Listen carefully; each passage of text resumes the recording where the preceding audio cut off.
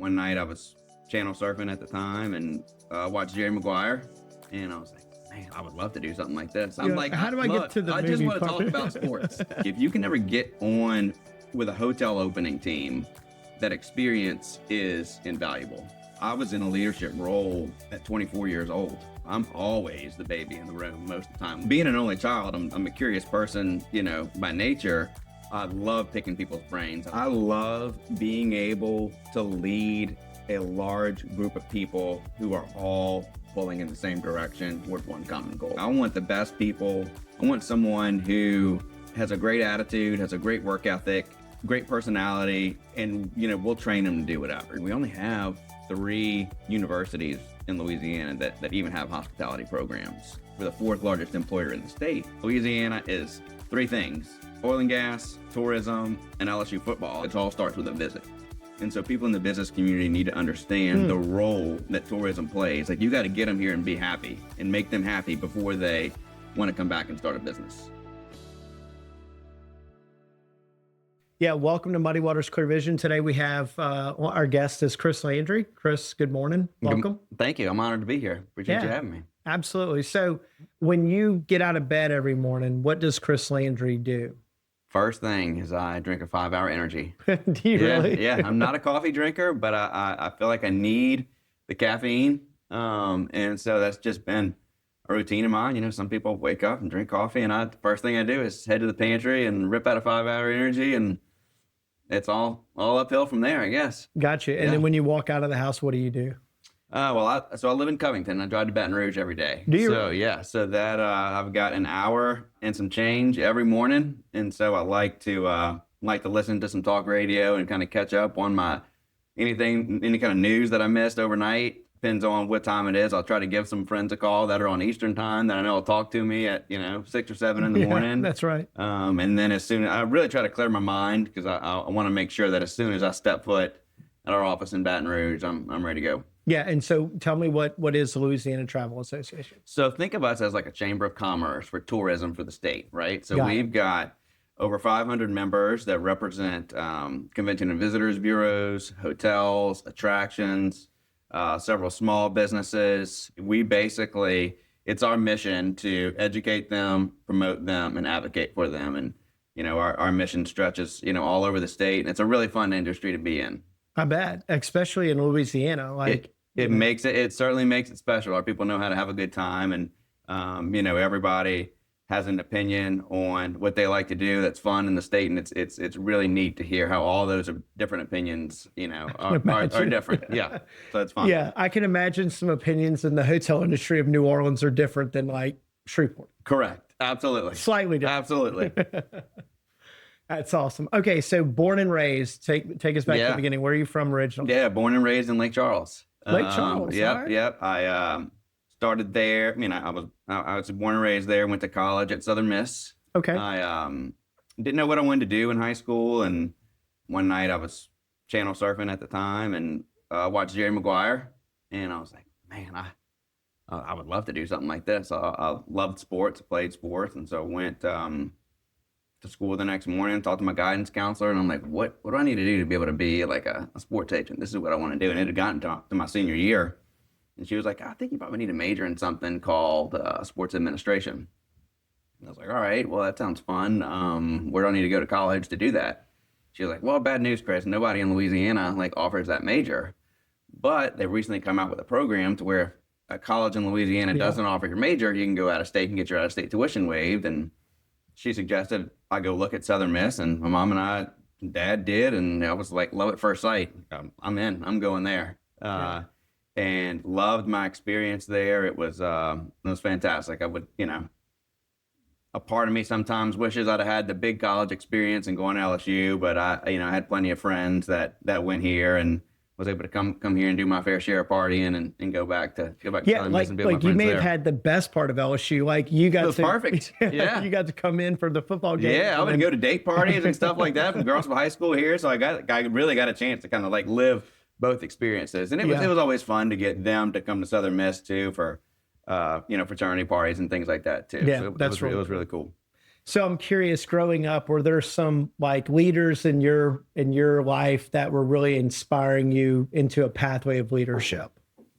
So I was an only child. So I've always, kind of had to make my own friends, right? Like I didn't have a brother or sister or somebody like that to kind of like follow in a path. And very early on, luckily we lived in somewhat of a social neighborhood. Some of the kids that I went to school with were all neighbors, and so they were like brothers and sisters to me. And I always played sports, and my dad coached me from at a very young age. And both of my parents, and I was trying to think about this on the way here. Like I can't cognizantly remember them working a different job than the job that they retired doing a couple of years ago. Like my dad always worked for a propane gas company, and my mom, that I can remember, always worked for the school board. And so for them, me seeing that, and that, like I never missed a day of school for being sick. I was always like perfect attendance. I can never remember either one of my parents like ever staying home from work sick or calling off work. And, I've tried to kind of model my professional career after that, right? We're sick, take some Tylenol and go to work. And so I've always, kind of looked up to that and let that kind of guide me from a leadership standpoint. And then I've seen their hard work and seen what persistence can do and what loyalty, means to people. And I've always tried to do that. Gotcha. And so your parents are retired now? They retired. Yeah. About, I guess, 4 or 5 years ago. And they were living in Lake Charles, and then after Laura hit, and they were like, we're done. So they ended up moving to Covington, and it's been great to have them not only as babysitters, but for Thanksgiving, we don't have to go to Lake Charles. Yeah. We can go 5 minutes down the road to their house. That built-in babysitter is huge. Right? It is really big time. Yeah, I love that. Okay, so talk to us on your Jerry Maguire story here. Tell us about Southern Miss.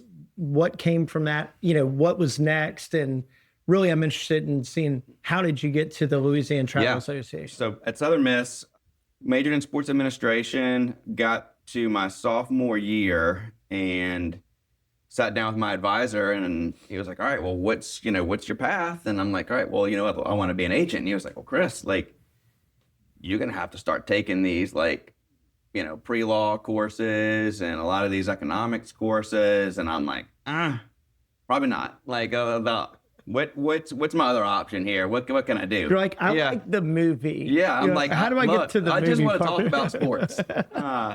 And so he was like, I was like, well, what can I do these next 3 years that, will give me like some experience, but I don't want to that's not going to happen. I'm not going to school for, 6 or 7 more years.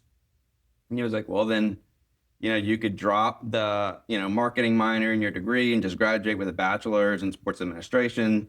There's paths for you that you could work, in a front office somewhere. And I'm like, all right, well, let's do that. I'm not gonna miss me with all the economic stuff and the law stuff. We'll just do that. And so it came time for me to graduate, and I'm looking for jobs. And this was back when you would go to Yahoo, right, to look for jobs. And I saw a job open back in Lake Charles for something called an athletic sales manager. Like, all right, well, what is this? It's for the Convention and Visitors Bureau.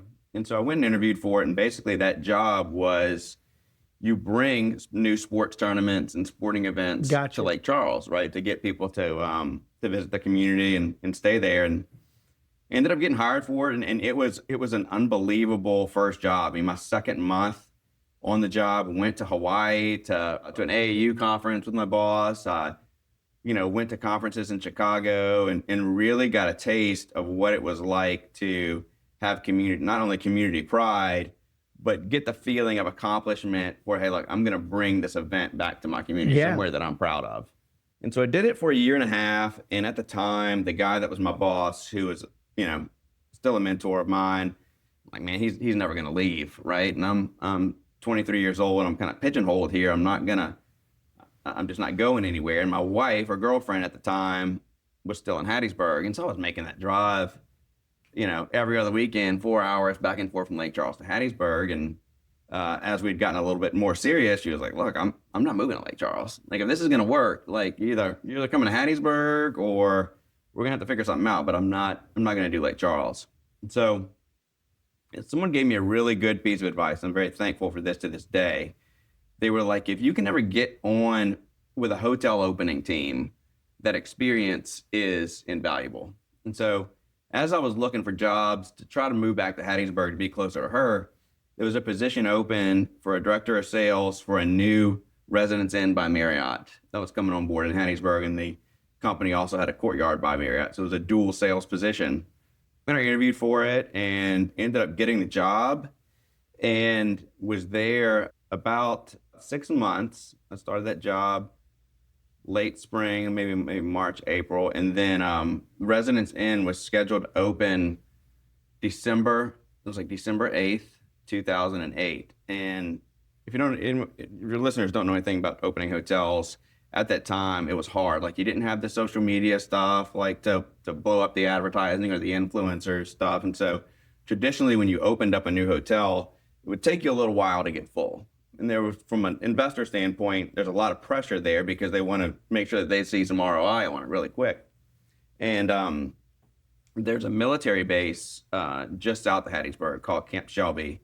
Mm-hmm. And at the time, there were still deployments to Afghanistan and things like that. And I got a call. The hotel's supposed to open on December 8th. I got a call December 1st-ish saying, hey, look, when do y'all open? Because we need all the rooms that you have, just about. And I was like, we open next week, come get them. At the time, we're like, all right, I'll give you like 60 rooms. And so the day we opened the doors, those guys checked in and stayed almost till Memorial Day of that year. So we literally opened up the door and like sold the thing out for like the first like 6 months. And after that, everybody was like, oh my God, like, look what happened. Like, I can't believe, this hotel is doing so well. We won like hotel opening of the year from Marriott. And it was just lucky, right? I answered the phone, right? Thank God I was at my desk, right? Because cell phones, we had cell phones then, but certainly people back then still called it your desk phone. And after that, the company that I was with, LBA Hospitality, who, if you're not familiar, they a lot of the Hilton and Marriott properties are franchisees, right? So they are about 120 Hilton and Marriott franchised hotels that they manage. They created a regional director of sales position shortly after that, and because of the success that I had at that Residence Inn, I was their first regional director of sales, and then we kind of grew that position when I left there. We were up to, I think, maybe up to like 8 regional salespeople there, and did that for 15 years and absolutely loved it. And I served on the board of LTA, and the executive director, our president and CEO, Jill Kidder, left this position that I'm in now and went to visit Baton Rouge, and the spot opened up. And being on the board, I had a couple of people call me and was like, hey, go ahead, put your resume. Like, I've been here 15 years. My mom and dad worked the same company like all their life. I don't want to switch jobs. A couple more people started calling. I was like, all right, I've been here 15 years. I'm going to turn 40 this year. Maybe the numbers maybe it's all lining up for a reason. And took a leap and been here 2.5 years. Love it. Love every day. Awesome. So I'm curious, what was maybe like, what would you say have been like some of the muddiest moments for you through that journey? Like, where do you feel like you were kind of tested the most? Look, I was in a leadership role at 24 years old, going into hotels that were struggling or people who weren't a good fit for their job, and trying to help them turn things around, and I'm going in there as a very young adult, trying to give advice and coaching and guidance to someone who may be in their late 50s, right? And they automatically, well, what does this kid know? He's been here 2 years, been out of college 1.5 years, 2 years. What does he know that I don't already know? And so it took me, and I had to work my butt off to prove to people that, hey, look, like, if you will just listen to me for a little bit, like, I'm going to set you up for success. Just let me just show you what's worked for me. And even still to this day, I'm always the baby in the room most of the time when we're in anything, leadership related. And so for me, I've had to learn at a very early age what it meant to manage up. And that gets has always had the opportunity to go one way or the other. And there's been times when it's gone the other way and people don't agree with what I say. And I've had to like challenge myself as a leader. Hey, look, all I can do is give my opinion and try my best. And, it's taken me a long time to really become comfortable with myself. And hey, look, I've got to come in and manage somebody twice my age. How do I get through this? Yeah. So when you think back on that, can you think of like a specific moment, maybe without naming names, where it was really like the most trying kind of point for you? Yeah. I mean, like I would go into places where, the asset was not doing well.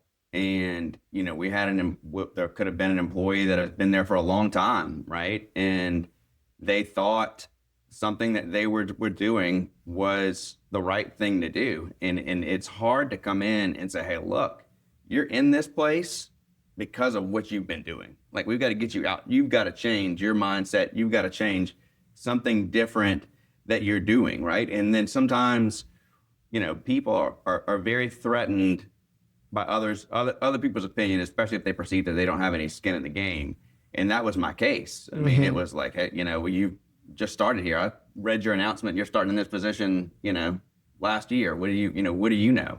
And especially with people who are clinging on for false hope in their jobs, they may project that back onto you, right? Like, you never want to come in and cost someone their job, but there's certain resentment there because they think that you're coming in to hurt them or get them fired.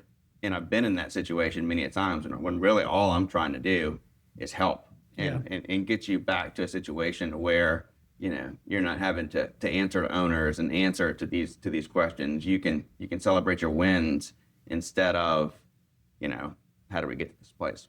Yeah. So I'm curious, like in those moments, like where do you find your confidence to be able to like persevere or even be able to navigate the challenges of, that managing up? What I've been really blessed with. One thing about being young is I've always had people that want to put their arms around me, right? I've always had leaders or bosses who have, gravitated to wanting me to succeed. And I've always being an only child. I'm a curious person, by nature, but I love picking people's brains. I love to say, hey, look, what would you do if you were in this situation? What can I do better? I love constructive criticism. And so I've always had a great network of people around me who will give me criticism, who'll give me praise, who'll put their arm around me and be like, hey, look, this is just, you're learning. This is what I would have done different, or, great job, keep up what you're doing. And really, to this day, I mean, I have been blessed with some really great people be in my life from a business standpoint that I can always call and they're always there to help.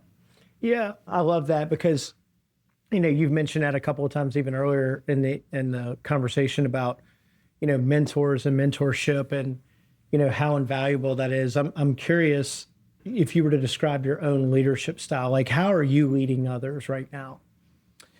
I get put, not that I get put in a bad spot. That's not the way to, that I really want to phrase that. But when I look at our team at LTA, I'm in the middle, right? I've got several people that work for us that are much older than me, and I've got several that are just new graduates, right? And so oftentimes I have to walk a line in that, hey, look, I've got these experienced employees who, they're always going to be to work on time. They're always going to have stuff turned in on time. They're always going to be really, really reliable. And I appreciate that as a loyal person, as someone who, is very regimented, stick to timelines, things like that. I appreciate that. And so I've got with them have a certain style as well. And then with our younger team, I have to, there are times I feel like that I need to be more of a mentor to them, right? Like they need to understand,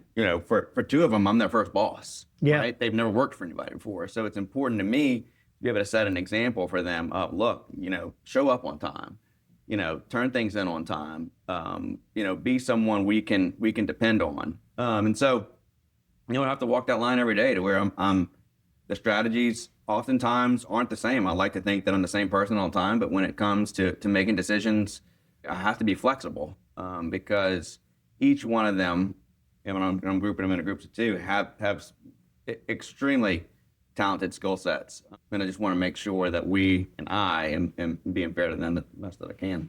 Yeah. So it sounds like you weren't maybe seeking out this position at LTA. So I'm curious, you said you're 2.5 years into it, yeah. And you said you loved it. Talk to me about, what do you love about it? You know what? Like, most of the time, no 2 days are the same. I love being able to lead a large group of people who are all, for the most part, pulling in the same direction toward one common goal, right? So we've got 500 something members. We all, everyone speaks well about Louisiana in our industry, right? And I'm very passionate about our state. I'm very passionate about the work that we do. But what was attractive about this job was that it's not just a small company that I'm leading. I'm oftentimes a voice for the industry. And that, to me, was a change of pace, and it's something that's exciting. It allows me, I'm a people person by nature, it allows me to connect with so many different people and meet so many different people from all over Louisiana and listen to their stories, which is one of my favorite things to do, and just make sure that, our industry is pulling in the same direction, but we also want to involve other industries. And I think it's just been a blast. I love being out and about, for lack of better words, and seeing people who care about our state thrive. Yeah. So as part of your job, you need to go experience as many hotels as possible in Louisiana and stay and... Look, I've done my fair share of, for 15 years, staying in hotels multiple nights a week. So I can imagine. If I don't stay and I drive back, I don't like people to be offended, because if I can get home, I'm going to get home most of the time. But look, man, I've had some really cool experiences. I've never been alligator hunting before. And, embarrassingly, I've never been duck hunting since I took this job. I've never toured a sugarcane farm. I've been grateful to be able to do a lot of different things since I started in this role, things that I never would have thought that I would have had an opportunity to do, and I wouldn't have without this job. And as fun as those experiences are, it's so much fun to meet with the people who own these places and do this for a living, to understand why they do it and how passionate they are. And really, on a lot of those times, like, our state needs them to succeed. Yeah. And so that's the fun part for me. Yeah, I love it. Okay, so if you could go back to your younger self and give some sage wisdom, what would that be? So back when I first got in a leadership role, and I was over, 12, 13 hotels at the time, this was back when LeBron James went to the Heat, right? And so they established like the big three. And so I was always under the mindset, or had the mindset that, hey, look, if I just hire the very best people to be our salespeople and be like on my team, then that's just all I need to do. Like, I'm just going to hire the best people and then get out the way and let them do it. And as I've gotten older, it doesn't work. Like, I don't think that way anymore. Like, I want the best people. I want someone who has a great attitude, has a great work ethic, great personality, and we'll train them to do whatever. Right? That's so cliche, but it's true for me. Like, we can teach somebody how to do anything. If you have a good work ethic and you show up on time, there's so much you can do, right? And that says so much about you as a person also. But it's like, I want to be around good people every day. Our jobs, we're not doing open heart surgery, right? We can train somebody to do anything. If you're passionate and have a good attitude, we want to work with you. And the young me was just like, find the best people, and you got to have the best team, because these people have the best resumes. And the older me is way more grounded. And hey, look, it's some of those people. Some of that comes with egos, and some of it comes with lots of different things. And that was a lesson I had to learn the hard way. And it's certainly paid off now, because most of the people at our prior company that, I've hired from taking that approach, they're all still there, which to me, that's like my legacy. My biggest compliment you can give me is that, I haven't been there in 3 years and all the people I've hired are still there. Yeah, I love that. I mean, I think we're starting to see a lot more shift just in business in general, where, the talent-based hiring is becoming less of a priority versus a values-based hiring. Right. Right. Like, who am I getting as a person that you're right, that we can train around the, the skill set or the role versus, who is the person at the core level. That's right. I love to hear you say that, because I think I would like to see more leaders thinking like that, Well, and it's a longer game, right? The short game is you hire the talent who, like, they've done it over and over again. They can just plug them in. But then you start having cultural issues and you start having other issues kind of creep in when you're not first understanding who they are. I hired a girl last year. She used to be, ironically, a hotel salesperson, and she did some media sales. But I needed someone in finance. Like, I needed someone. I didn't necessarily need her to crunch the numbers, but I needed her to, learn QuickBooks, get people to pay their membership dues on time, get people to pay their bills on time. And she came to me, and I mean, I interviewed her, and I'm like, look, like, nothing about your resume qualifies you for this. But you know what? You have passed this interview an A+ because of your personality.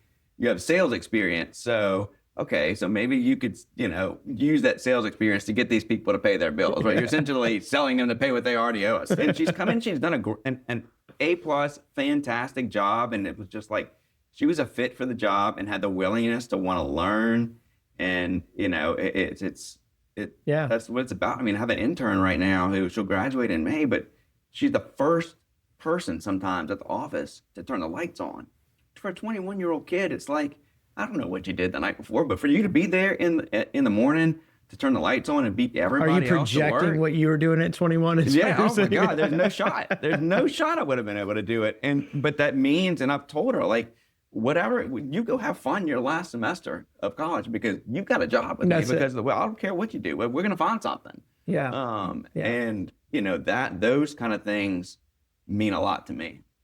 Yeah, and I'm grateful you're sharing that, because I hope if there's somebody who's struggling with short-term gains, long-term, investment of, well, wait, I need to hire talent versus, hiring to the core values. I think there's value in, like, what you're sharing for more people need to hear, like, hey, that really is the right way and the right place. And if we had more businesses in Louisiana thinking like that, more leaders thinking like that, I think we would end up with better companies. Yes. Right. And it works. I mean, it's like, you've got to be, as a boss or a leader, you've got to be self-aware to know what works for you.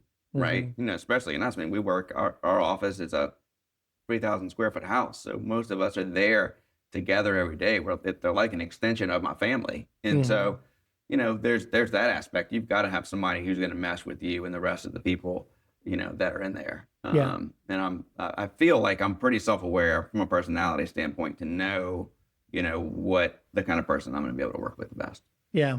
So Louisiana Travel Association, I know, does a lot of things to drive impact and good in our communities. I'm curious, maybe this is twofold. I'd love to know what LTA is doing to be more generous and be more community-minded. Sure. But I'm also kind of curious, like, how do you think about that? Just as an individual, as Chris Landry, detached from any organization, how do you think about generosity and community impact?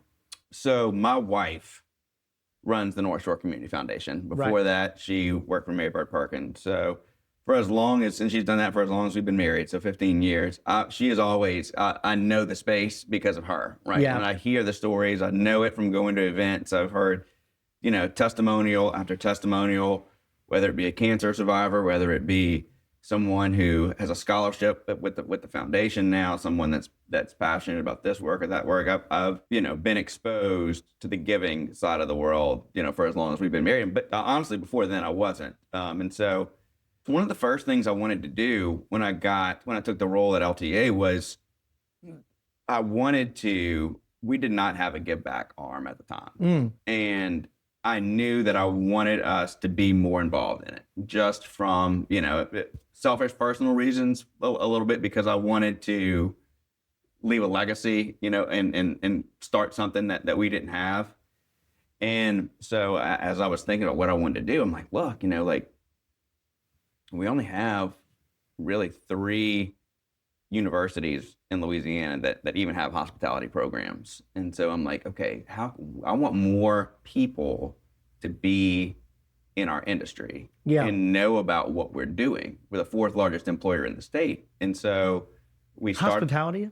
Yeah, tourism industry is the 4th largest employer in the state. Yes. Wow, I did not know that. Yep. And so we, I spent a lot of time talking to people and formed an advisory committee. And, really what we came up with was something that's called the Louisiana Tourism Fund. It's through the North Shore Community Foundation. But basically, we have a group now that goes into colleges of business in the state, not hospitality schools, colleges of business, and talks to their classes about the tourism industry, right? Because I'm a big believer in that if you graduate with an accounting degree, you could come out of college and you would be a hell of a candidate for a general manager of a hotel. If you graduate with a marketing degree, I never really thought about that. Yeah, there is a spot for you marketing at one of our CVBs, right? If you are getting an MBA, you could walk into one of our attractions, in our state and run them. And so what we're really trying to do is get out there and let these students in the colleges of business know that, hey, look, there's a path for you when you graduate in tourism. You have to learn about it. You've got to come and experience the things for yourself.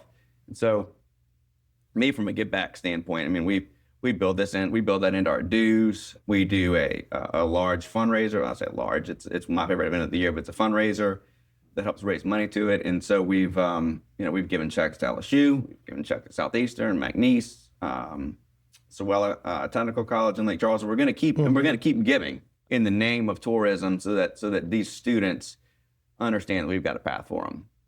Yeah, I love that. Where's LTA going? Like what's exciting? Because I know you're excited about the role you have. Right.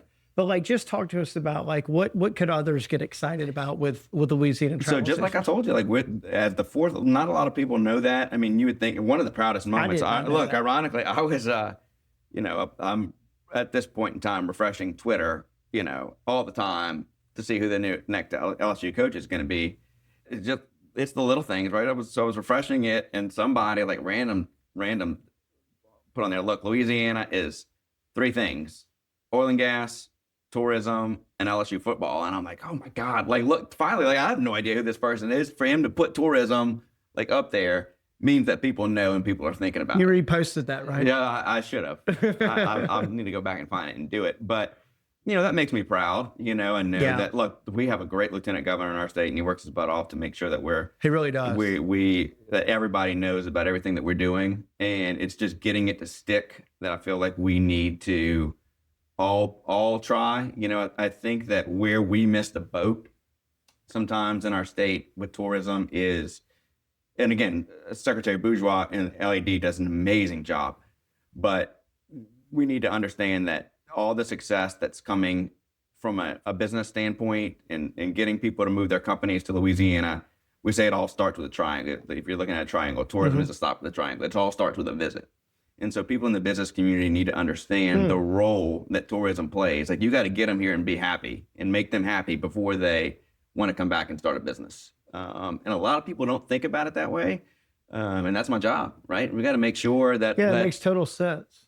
Yeah. I mean, I'm even thinking about my own daughter right now. We're going to visit schools. If we have a bad tour guide. Yeah. Look, it's as simple as, if you go, I don't know where you're staying. Let's say you're going to stay at the Graduate in Oxford. If you go to check into the Graduate and you walk in and the bed's not made, or nobody, the front desk person's rude to you, people need to understand that before you've done anything, before you even got on campus, this is terrible. And, people need to make our business owners and they need to understand that we play a huge role in what they're trying to do. And there's got to be some support behind it too. Yeah, I love that. I love where you guys are, or I love how you're thinking about that. I'm curious, what do you want your legacy to be? As maybe even specifically around LTA, but even maybe personally. If older people fuss at me sometimes, it's because I always say, yes, ma'am, no, sir. People fuss you for that? that? They're like, don't call me, yes, ma'am. Don't call me no, sir. I'm not that old. Well, I do the same. Yeah, so. yeah, and that's but that, to me, that's part of hospitality, Yes. right? It's how do you make people feel, right? How hospitality, so much of it is, that I make this person feel a certain way. No, I may not have the nicest office or the best attraction or the best thing, but did I make you feel welcome? Did I make you feel at home? Was I hospitable? And for me, although I represent the industry personally, that's how I want to be remembered, as someone who always said, yes, ma'am, no, sir, has manners, is welcoming, is someone people want to talk to, but I ain't scared to make a decision either, And so that's what I think. I never really thought about it, so thanks for putting me on the spot on that. But I think that's it. I just want to be known as someone who embodies the industry that they represent. Yeah. Well, look, as somebody that's on the business community side and community impact and trying to do the work that we're doing to drive those ecosystems, I appreciate the fact that, like, you're right. The front door of the state is our hospitality. So what do we need to do as a business community, as community leaders, to think about first impressions? I'll share something that Lee Jenkins shared with me one time from Performance Contractors. He said, he was really struggling with the fact that the exit off of the bridge where you get on Nicholson to go to an LSU game, he's like, we invite these people in to come, like, hey, come experience an LSU game, come do all this stuff. And he's like, and they get off and we don't have our best foot forward on that Nicholson extension. Yep. Now, I know things are starting to happen, and like Lemoyne is kind of, coming there. There's a lot of people starting to do things, but I thought that was like a really good point. He said their first 500 yards of seeing Baton Rouge, probably longer than that, is not really like our best foot forward. What do we need to do about that? And we're trying to convince them to come from Houston, right? Like just move here, come work here. And so it's like, I'm starting to think more about it because of being around people like yourself and Lee and others who are just bringing that to light. And it's like, oh, that's really interesting. It's so true. I mean, and it's like, and it's the first impression sometimes. It could also be the last impression. It could also be like the U-turn. Yeah, and like, right. Yeah. And it's, more people have to start thinking that way. And you make a good point. Like if someone's coming from Texas A&M, right, they may come once every other year to an LSU football game, right? And they may say, hey, look, this is my plan. We're gonna go to the game, and then we're gonna drive back to Lafayette because that's halfway, or drive back to Lake Charles because that's halfway, and we'll stay at the casino. That stretch that they get off the interstate to go to Tiger Stadium may be the only part of Baton Rouge that they ever experience. And so are we putting our best foot forward there and making sure that for them, that's what the memory is going to be. And look, there is a ton of chatter that surrounds that area. And I know that we've got the right leaders in place to make sure that there's change there, but I can't wait to see it when it's done. Yeah, I'm excited about what they're talking about with that whole area. And but I do think, I think one key point to that is I don't think that's a handful of people's problem. I think it's all of ours. Like, I think we all need to like take some ownership and be like, we all need to, like, what's my role in that? Right. Like, I'm not a developer. I'm not a hotel, you know what I'm saying? Like, but what's my role? What part can I play? What's that community pride that can show up where we can say, okay, well, yeah, let's think different about that. Cause we all don't want that. Right. We want people to take that, and we're picking on that exit, like, what's the thing that you want people to experience here that leaves a warm, lasting connect, hey, yeah, I actually really enjoyed my time there. It was really good because of X, Y, and Z. So anyway. Look, and the thing, look, people just have to talk about it. Yeah. Right. And people have to, and again, people talk and people also need to understand that we need more people talking good about Louisiana. Yeah. And, sometimes you've got to bring things to light to make good things happen, but the more people understand and can speak about things, right? So like, instead of that person driving, they may see that exit and drive back to Lake Charles because they want to stay at the casino. Well, why couldn't it be an amazing exit And then now they're spending money in Baton Rouge to stay the night. You know, Yeah. they may want to go to the Marriott or stay at the Watermark or something like that. And so, you know, we just need to be talking about it and figure out how we can all come together and get some ideas on the table and figure out what it takes to get something done. Yeah. Well, listen, I appreciate the work Yeah. that you're doing. Thanks so much for coming on. was awesome. I'm excited to see what where LTA goes and the work that you're going to do. So thank you for all that you're Thank doing. you. I Really appreciate it. This is Chris. an honor. Awesome.